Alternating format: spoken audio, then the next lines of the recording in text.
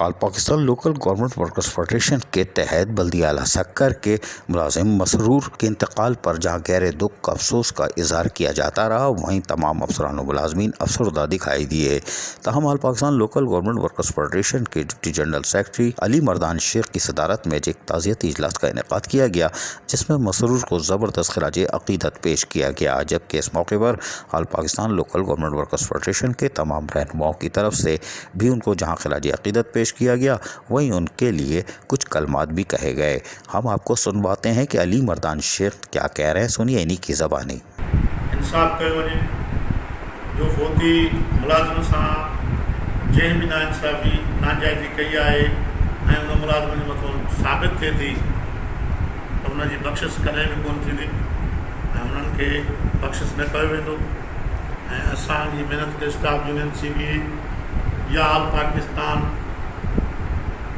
असांजी जेकी फेडरेशन आहे all Pakistan local government worker federation ऐं उन्हनि जा उहिदेदार इहे मालिकनि सां हिन दुख में बराबरि जा शरीक आहिनि। ऐं असांजे उहिदेदारनि खे बि, असांजे फेडरेशन जे उहिदेदारनि खे बि, डिवीज़न जे उहिदेदारनि खे बि, असांजी यूनियन जे उहिदेदारनि खे तमामु इन शइ जो सदमो आहे त हीअ मुलाज़िम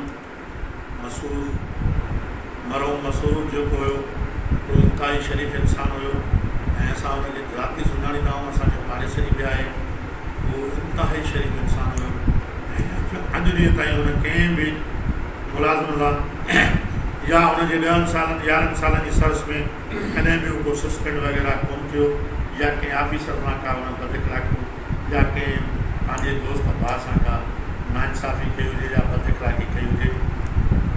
मां वरी बि कमेटी वारनि खे अर्ज़ु थो रखां, ख़ुदा खे हाज़ुर नाज़ुर ॼाणे साफ़ ऐं शफ़ाफ़ जेको कमेटी आहे उहा उनजी तफ़्तीश कई वञे ऐं अगरि उन में असांजा ऑफिसर या को ॿियो मुलाज़िम मुलवस थिए थो त महिरबानी करे उनखे उन सां असां ऑफिसरनि खे ज़िमेदार कयूं त उन्हनि खे घटि न करणु खपे। उन्हनि सां यानी जेको इंसाफ़ जे तक़ाज़े ते जेकी बि सज़ा हुजे उहा उन्हनि जे लाइ चोरी हुजे।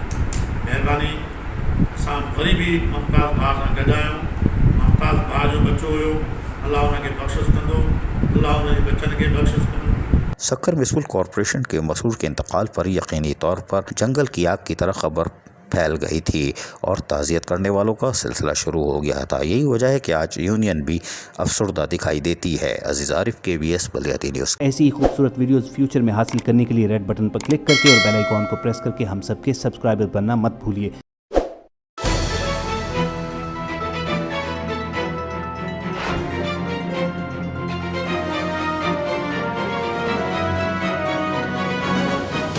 KBS बल्दियाती न्यूज़।